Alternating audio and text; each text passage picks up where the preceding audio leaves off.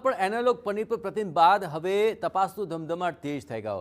Public health લેબોરેટરીમાં પણ checking શરૂ કરવામાં આવ્યું, જ્યાં પનીરની ગુણવત્તાની તપાસમાં અહીં મિલ્ક ફેટનું ટેસ્ટ કરવામાં આવે છે। 50%થી વધારે મિલ્ક ફેટ હોય ત્યારે પનીરની ગુણવત્તા ઉચ્ચ માનવામાં આવે છે। ઓછી ફેટવાળા પનીરમાં મિલ્ક ફેટનું પ્રમાણ માત્ર 20થી 25% જેટલું હોય છે અને વધુમાં વધુ 50% સુધી હોય છે, પરંતુ એનાલોગ પનીરમાં વેજીટેબલ ફેટ હોય, મિલ્ક ફેટ નહિવત માત્રામાં જ હોય છે।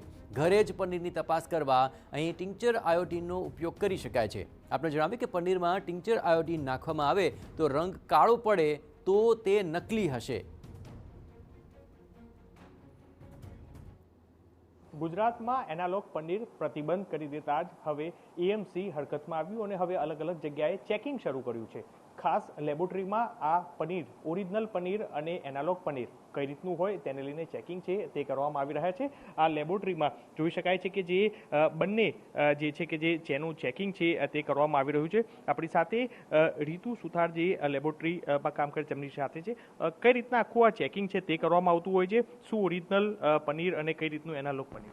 હવે જે પનીર છે એને પહેલાં ગ્રેટ કરી દેવાનું બંને, પછી એમાં જે સ્ટાર્ચનો ટેસ્ટ છે એ આપણે ચેક કરવો હોય સ્ટાર્ચ એડ કરેલો છે કે નહીં, તો એના માટે આપણે ગ્રેટ કરેલું પનીર છે એમાં આપણે આયોડિન નાખીએ।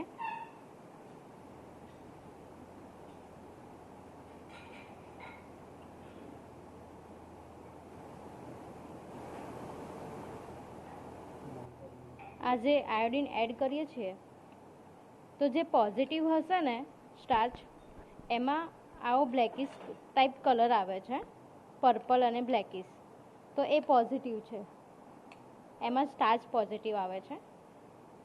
હવે જેમાં એડ નહીં હોય સ્ટાર્ચ, એમાં બ્લેકિશ કલર નથી આવતો, ઇટ મીન્સ કે એમાં છે ને સ્ટાર્ચ એડ નથી કરેલો।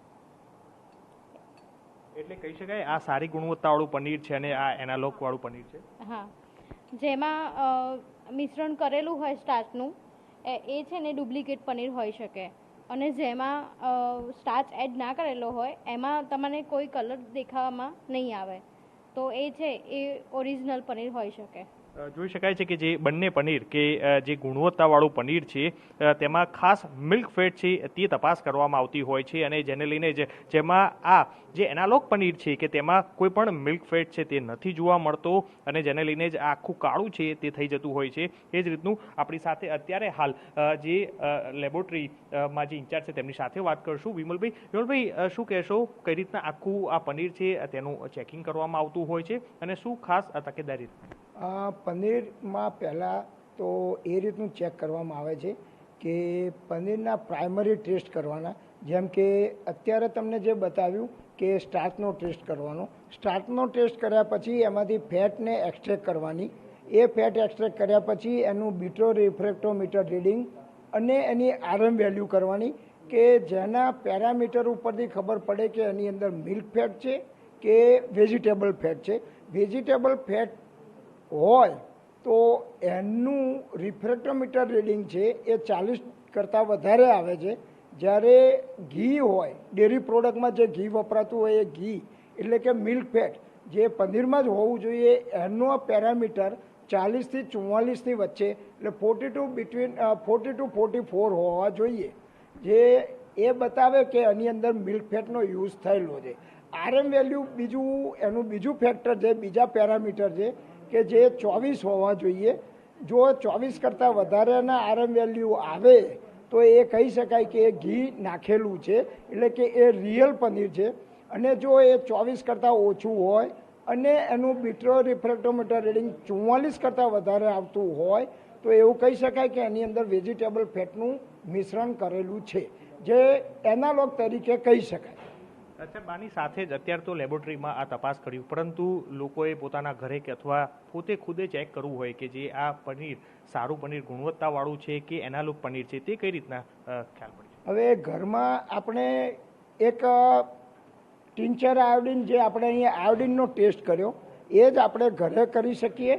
જો આપણું પનીર હોય એ પનીરને તમે છીણી લેવાનું, છીણીને આપણે ઘરે ટિંચર આયોડિન હોય છે જે આપણે અમે લેબોરેટરીમાં એને આયોડિન સોલ્યુશન કહીએ છીએ, પણ વાગ્યા ઉપર લગાડવાનું જે ટિંચર આયોડિન હોય છે એના ડ્રોપ મૂકી અને એ ઘરે આપણે સ્ટાર્ચનો ટેસ્ટ તો કરી જ શકીએ, પણ જ્યારે આપણે મિલ્ક ફેટ અને વેજીટેબલ ફેટ બે જુદી કરવી હોય તો લેબોરેટરીની જરૂર પડે છે, પણ તમારે ખાસ તકેદારી એ રાખવી કે જે સેમ્પલ આપણે પનીર લઈએ એ પનીર બજારમાં લેતી વખતે એ લેબલવાળું હોય એવું લેવું જોઈએ. જો લેબલવાળું paneer low fat paneer, medium fat paneer કે પનીર લખેલું હોય તો એ પૂરેપૂરું પનીર હોવાની શક્યતા છે. પણ જો એની ઉપર એનાલોગ બોર્ડ લખ્યો હોય અથવા તો કશું જ ના લખ્યું હોય તો શંકાસ્પદ કહેવાય કે જે પનીર એનાલોગ હોઈ શકે. FSSAIની શું ગાઈડલાઈન છે કે કઈ રીતનું પનીર છે કે જે રાખવું જોઈએ કે ન રાખવું જોઈએ, કારણ કે હવે આ એનાલોગ પનીર છે તેના ઉપર પ્રતિબંધ લાવી દેવામાં આવ્યો છે. હવે પનીર FSSAIની ગાઈડલાઈન પ્રમાણે 3 પ્રકારના પનીર હોય છે: low fat paneer, medium fat paneer અને પનીર. હવે એ જે આ હોય છે એ એના જે બોર્ડ લખેલા છે એના ઉપરથી જ ખબર પડે કે લો ફેટ પનીર છે એ એમાં ફેટની માત્રા ઓછી હોય, એટલે કે એને 20% કરતાં ઓછી હોવી જોઈએ. મીડિયમ ફેટ પનીર છે 20 થી 50% ફેટવાળું હોય, અને પનીર છે એ એટલે પનીર એવી રીતે વેચાતું હોય છે કે મલાઈ પનીર, સોપ પનીર એવી રીતે જે વેચાતું હોય અને 50% કરતાં વધારે ફેટ રાખવી જરૂરી છે. લોકોએ એનાલોગ પનીર છે તે કેવી રીતના ધ્યાન રાખી શકાય? કદાચ કોઈક ભૂલથી ડેરીથી પ્રોડક્ટ લીધું કે કઈ રીતનું, તો એ કઈ રીતના સામાન્ય વ્યક્તિ એ પનીર સાથે જે ઓરિજિનલ પનીર છે કે એનાલોગ તે થઈ શકે? એના માટે આપણે બજારમાંથી લેતી વખતે ખાસ એ જ વસ્તુ જોવું પડે કે પેકિંગ એનાલોગ પનીર હોય તો એને કમ્પલસરી પેકિંગમાં જ વેચવાનું છે અને એના ઉપર એનાલોગ શબ્દ લખવો જરૂરી છે, એ કમ્પલસરી છે. ચોક્કસથી કે આ લેબોરેટરી ઓફિસર વિમલ શાહ હતા કે તેમને સ્પષ્ટ કહ્યું કે જે એનાલોગ પનીર હોય તેને સ્પષ્ટ પેકિંગમાં જ દર્શાવવાનું હોય છે, એટલે લોકો જે પનીર ખાવાના શોખીન હોય તે લોકોએ તે પનીર લેતા પહેલાં તપાસ કરવું જોઈએ કે જે પેકિંગમાં લો ફેટ, મીડિયમ ફેટ અને વધુ જે ફેટવાળું હોય તે દર્શાવતા હોય છે, એટલે કોઈ પણ પેકિંગમાં લખાણ વગરનું હોય તો તે પેકિંગ છે કે જે શંકાસ્પદ પનીર જે છે તે કહેવાય છે.